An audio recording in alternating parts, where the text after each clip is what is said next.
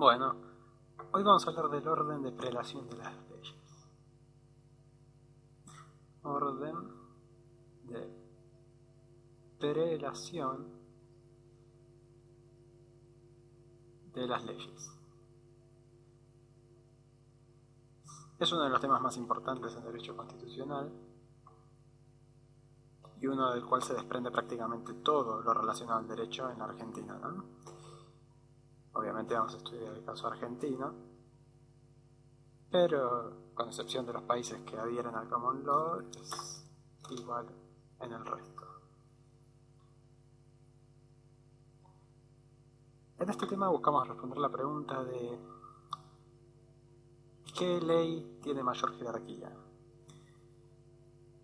Es decir, si nos encontramos en un conflicto entre dos leyes, ¿a cuál de ellas debemos hacer caso? ¿Es a la Constitución, a una ley del Congreso de la Nación, a una ordenanza municipal? Son todas respuestas que hoy en día parecen fáciles, pero en su momento fueron extremadamente difíciles y de hecho hace poco se modificaron. Otra manera de elaborar esta pregunta es ¿cuál es la ley suprema? Si ya sabemos cuál es la ley suprema, bueno, eso nos permite tener una idea de cómo se desprende el resto de ella.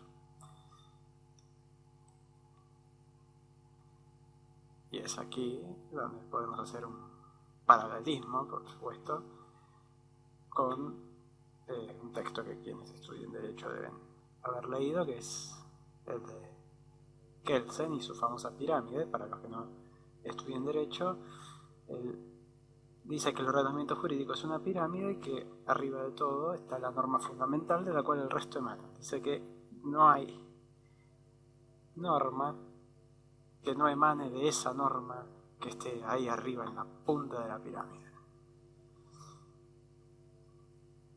Entonces la pregunta sería, ¿qué está ahí exactamente en la parte superior de la pirámide?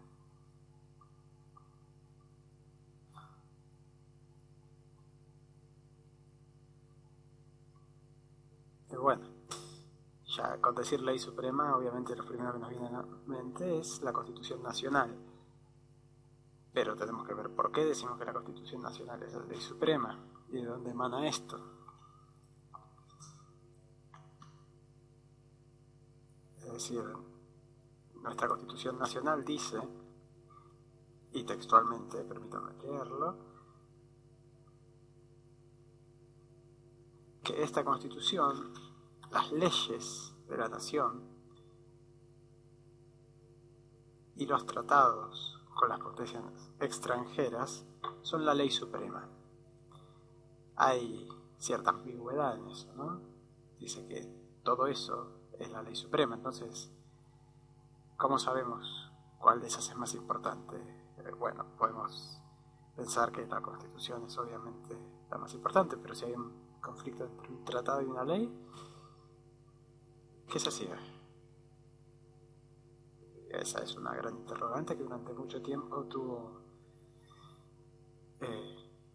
interesada a la jurisprudencia y la hizo resolver diferentes cosas. Al principio se le daba preponderancia a las leyes nacionales por sobre los tratados, luego a los tratados sobre las leyes y finalmente esta cuestión, este dilema se zanjó definitivamente con la reforma del 94, como vamos a ver en unos minutos. Porque antes de la reforma de 1994, bueno, vamos a ver qué pasaba antes.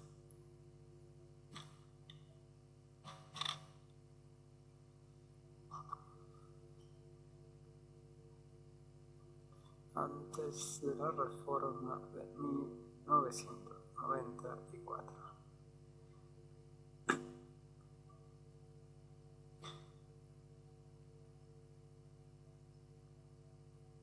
Antes lo que se hacía era una interpretación lineal. Es decir, como no se decía expresamente dentro de esa ley suprema cuál era la superior, se interpretaba de la manera en la que venían escritas. Primero la Constitución, segundo las leyes, junto con los tratados, porque la jurisprudencia durante años le dio preponderancia a las leyes y luego a los tratados. Y bueno, finalmente todo lo que no está mencionado ahí le hace ordenanzas municipales, etc. Es decir, la pirámide queda conformada de esa manera. Primero la Constitución, segundo las leyes y tratados, y tercero, ordenanzas, resoluciones. Escribí medio maltratado, vamos a escribirlo de vuelta. Ordenanzas, resoluciones, se entiende, etc.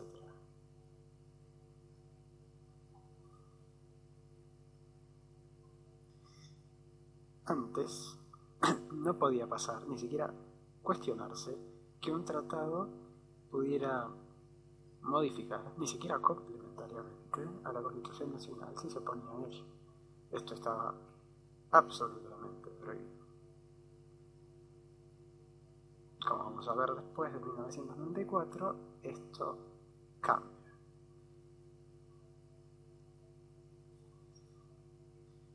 Una reforma muy esperada, dejando de lado los tintes políticos, en especial por lo que vamos a ver a continuación. Luego de la reforma de 1994, ¿cómo quedó conformada nuestra pirámide jurídica? O, para decirlo más formal, nuestro orden de prelación de las leyes.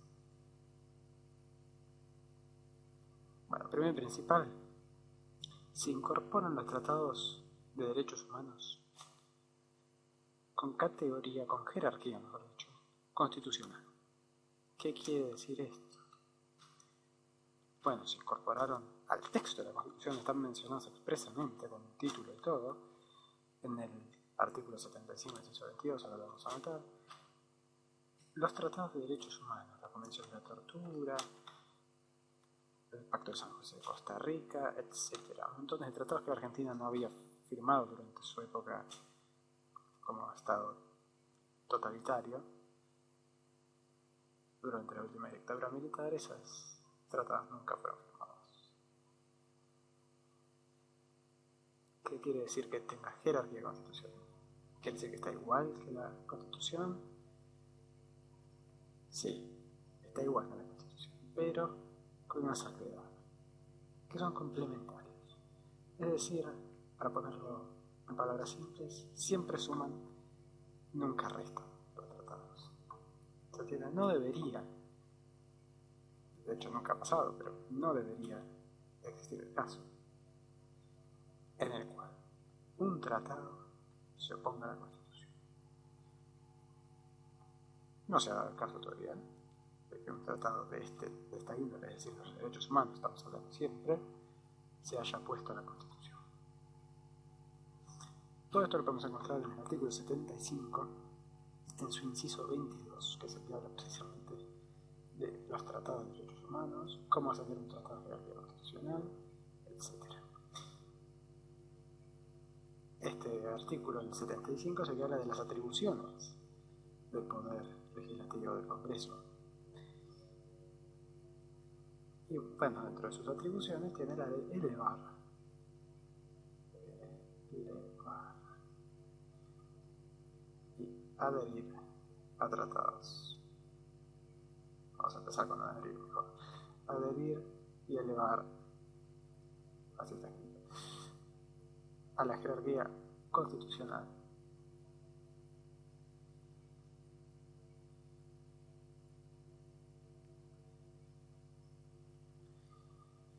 A los tratados. ¿Cómo se hace esto? Bueno, el procedimiento es relativamente sencillo. Una vez que el tratado es aprobado por simple mayoría, como cualquier tratado, tiene que venir del presidente, el Congreso lo aprueba, vuelve al presidente, el presidente lo ratifica, ya está aprobado.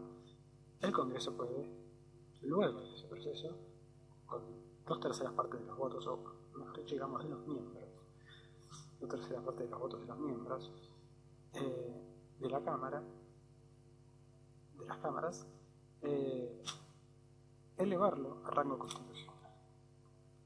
Es decir, no son solamente rango constitucional los tratados que figuran en la Constitución expresamente, sino también aquellos que han sido elevados luego de la sanción de esta reforma. Sí. por lo cual tiene un aspecto bastante dinámico, si no se imaginarán que habría que reformar la Constitución luego de cada intento de elevar un tratado. Luego, en el artículo 75, inciso 24, podemos encontrar otro dato interesante para la aplicación de las leyes, es el de los tratados de integración.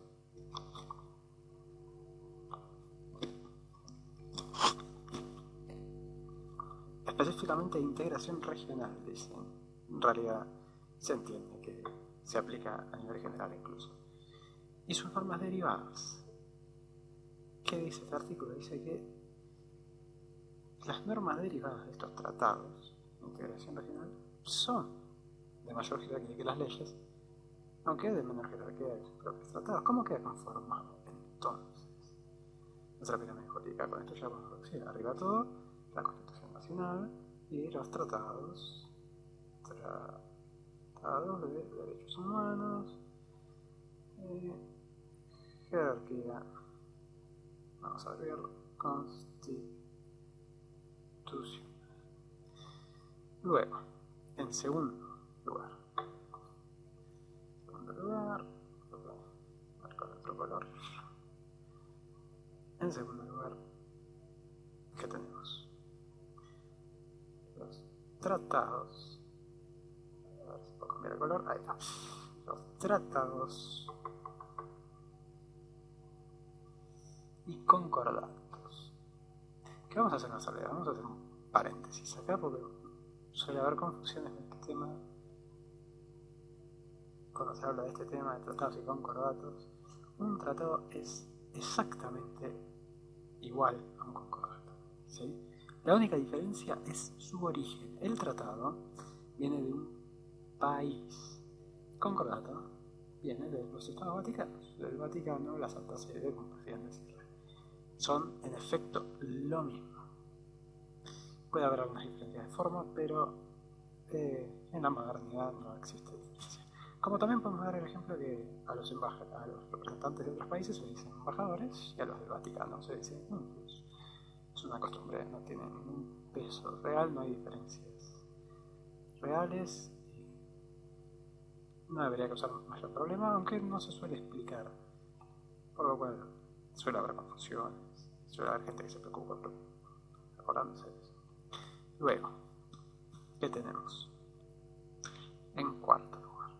En tercer lugar, perdón, tenemos las normas emanadas, vamos a leer así, de los tratados de integración. Tratados de integración. ¿Sí? Y finalmente, dentro del esquema federal, las leyes del Congreso de la Nación, es decir, las leyes nacionales. Luego tenemos las leyes provinciales, las constituciones provinciales, pero estamos hablando del esquema federal, que es el más importante, porque es el que dicta los códigos de fondo. No sé si ustedes sabrán, si no saben, no, claro, las provincias solo pueden dictar códigos de forma. Pero veamos, constitución, tratados, normas emanadas de los tratados de integración y leyes del Congreso de la Nación. Ese. ¿Sí?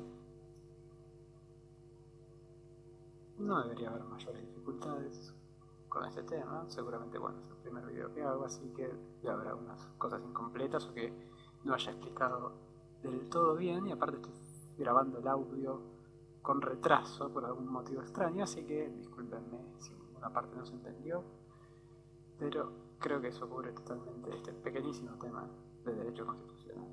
Así que, por así decirlo, eso es todo.